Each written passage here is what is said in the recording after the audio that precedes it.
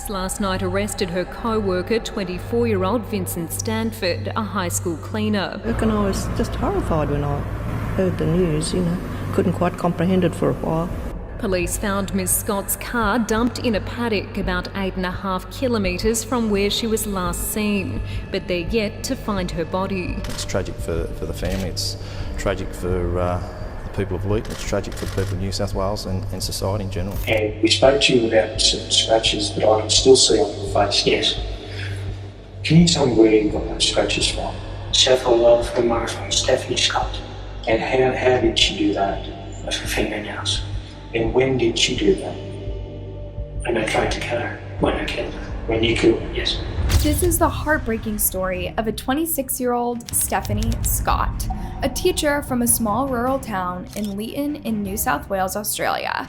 She was enjoying a very exciting time in her life as she got prepared to marry her beloved fiance, Aaron. But just days before she was expected to get married, she was horrifically murdered. Let's start at the beginning. Stephanie was known to be very kind and intelligent, and she was often smiling. Her father was a teacher too, so she had followed in his footsteps. She loved her job, worked very hard at it, and was well respected by her colleagues and students. Stephanie and Aaron had known one another from a young age and grew up playing sports together. Their friendship turned into something more at Aaron's 21st birthday party. They began dating and later got engaged.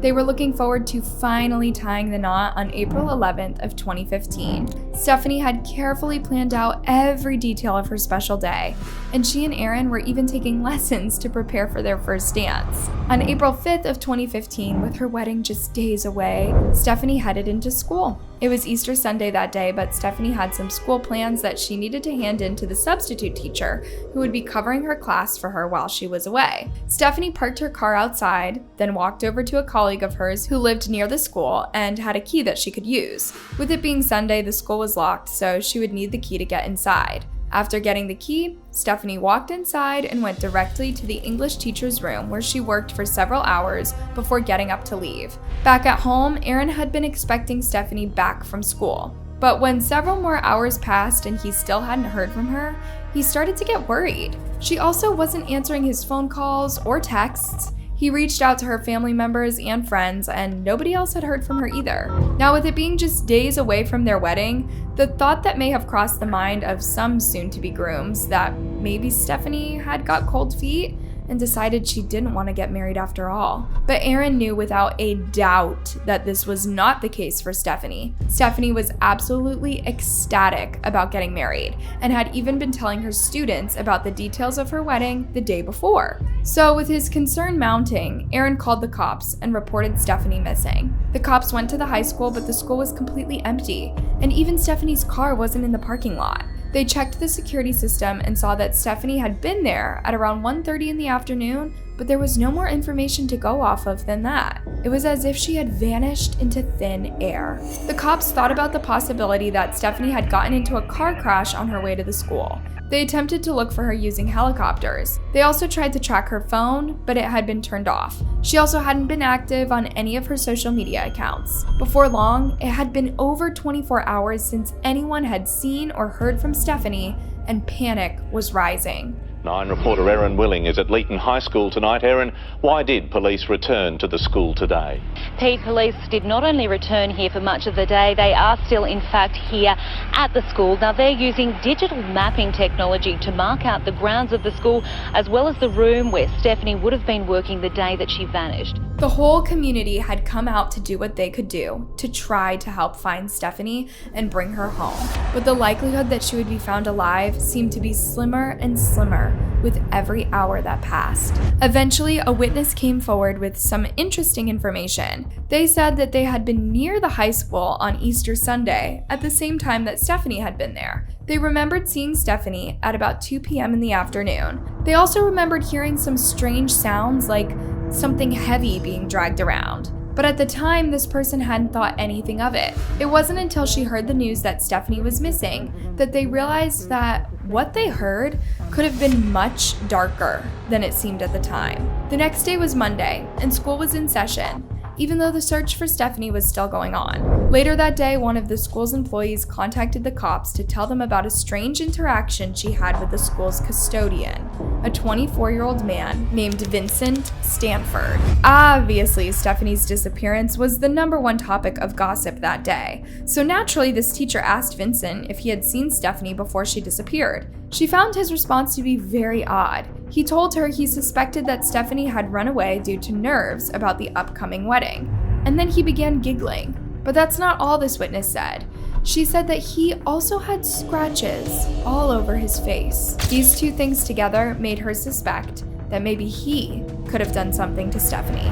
The cops spoke to Vincent and he told them that he had been at the school briefly on Easter Sunday to take the garbage out, but he hadn't seen Stephanie during that time. He also said that he hadn't been able to stay long at the school because he had to go grocery shopping. Now, this would seem like a pretty reasonable explanation, except for one thing.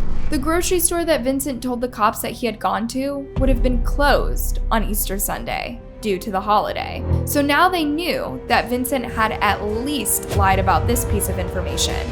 But was there more he wasn't telling them? Obviously, the cops wanted to talk to Vincent some more, so they went over to his house where he lived with his mother. At the time, Vincent wasn't home, but his mom gave the cops permission to walk through the home and take a look. Before long, something caught their eye. They found a red and white lanyard that appeared to be the one Stephanie had owned and would use to carry her keys on. What would Vincent be doing with this? Then, a few minutes later, Vincent arrived home and they immediately seized his car. When they looked inside of it, they found what appeared to be blood on the floor. The cops asked Vincent where he had been that day, and he told them that he had been out taking pictures, and then he gestured toward a camera sitting next to him. The cops asked if they could see the pictures he had been taking, and he just shrugged.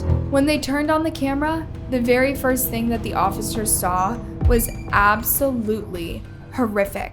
It was a picture of a burnt female corpse. The cops knew virtually without a doubt that what they were looking at was the body of Stephanie Scott. Vincent was then arrested and charged in connection with Stephanie's disappearance and murder. Police last night arrested her co-worker, 24-year-old Vincent Stanford, a high school cleaner. I reckon I was just horrified when I heard the news, couldn't quite comprehend it for a while.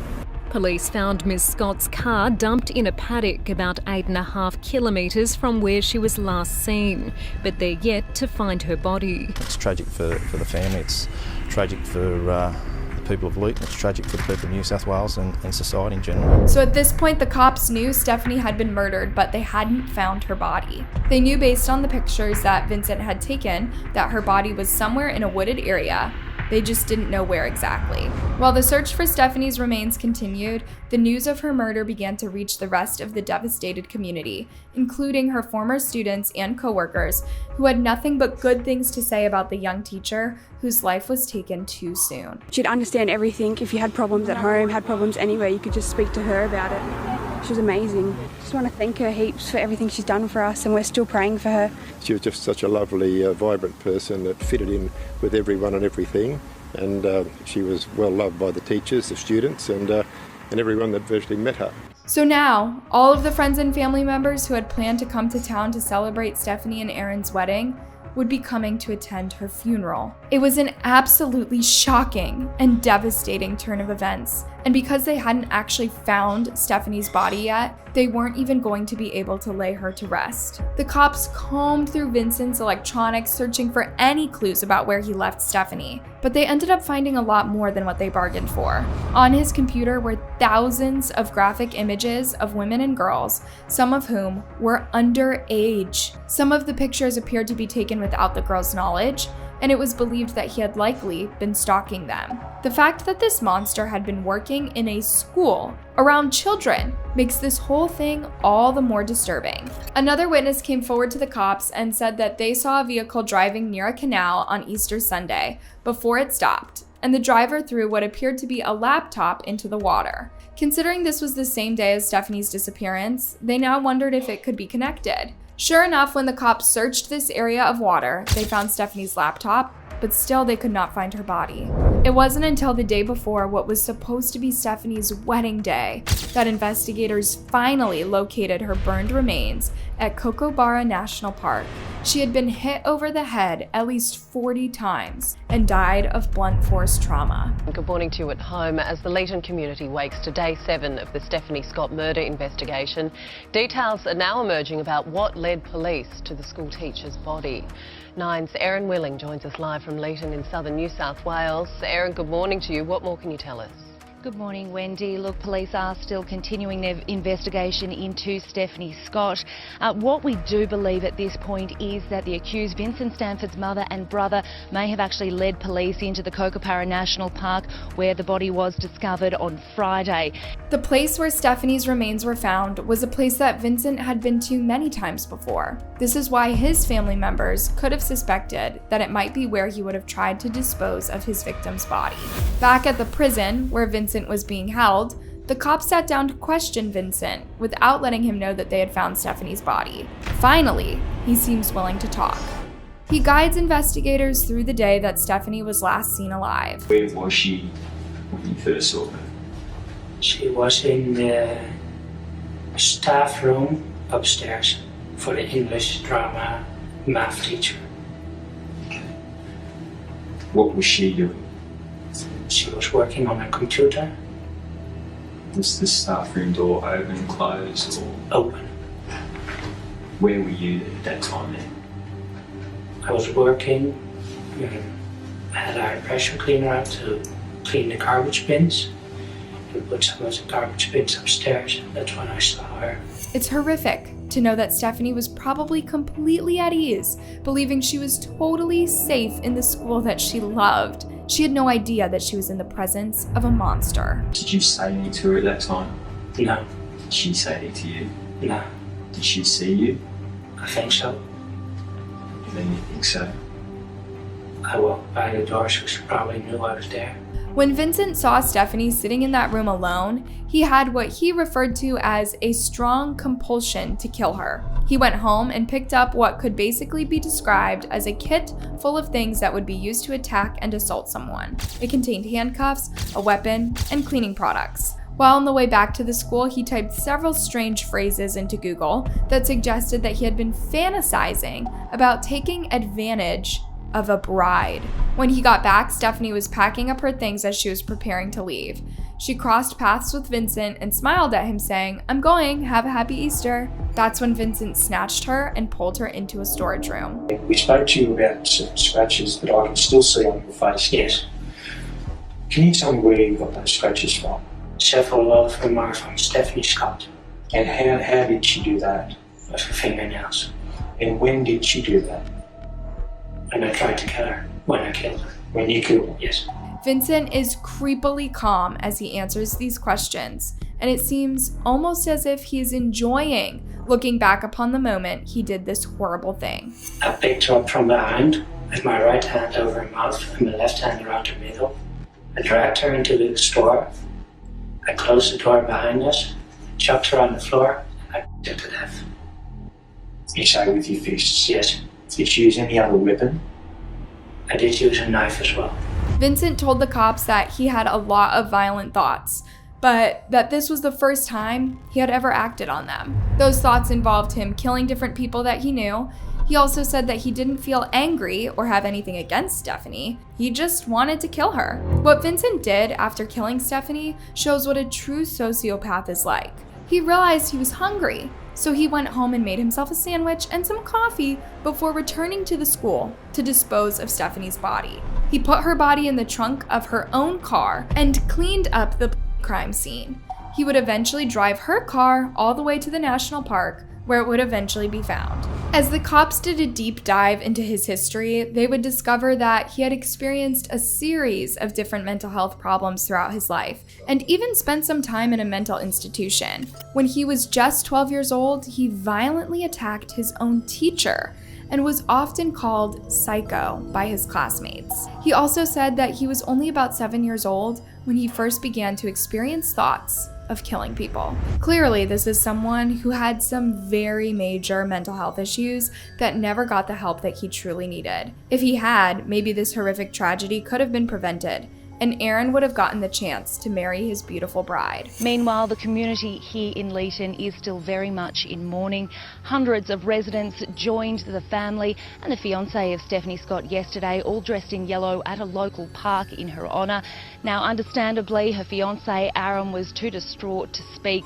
Stephanie's father, however, did get up and thank the community, as well as pay tribute to his little girl. Vincent would eventually plead guilty to all the charges against him, including the murder and assault of Stephanie. But if you thought this crazy story was over, then you would be wrong, because there is yet another bizarre twist. Vincent actually had an identical twin brother named Marcus, who lived in South Australia. Marcus knew what Vincent had done and agreed to help Vincent in the aftermath of the murder. Vincent sent Marcus some of Stephanie's belongings, including her engagement ring, and he sold them at a pawn shop. He also destroyed Stephanie's driver's license for his brother. When this discovery is made, the cops extradite Marcus and charge him as an accessory to Stephanie's murder. Stanford didn't have a lawyer.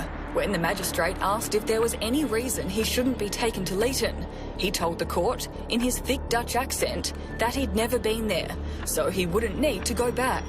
But he'll be on a flight to Sydney, in custody, tomorrow morning. Marcus pleaded guilty to destroying evidence in a murder case and was ultimately sentenced to 15 months in prison. When he got out of prison, he gave a public statement apologizing to Stephanie's family. I just want to say sorry for what I've done, and for the hurt I caused the family. And, it's out for now. I hope I won't cause any more trouble. I did a really stupid thing, and unfortunately I can't take it back.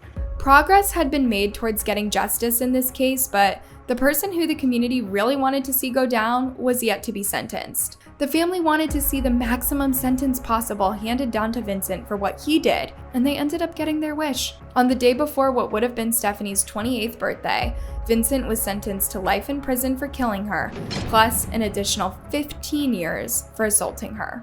I am satisfied that this is a case of murder that clearly falls within the worst category. Mr. Stanford, would you stand up, please? For the aggravated sexual assault and the murder of Stephanie Claire Scott, you are convicted.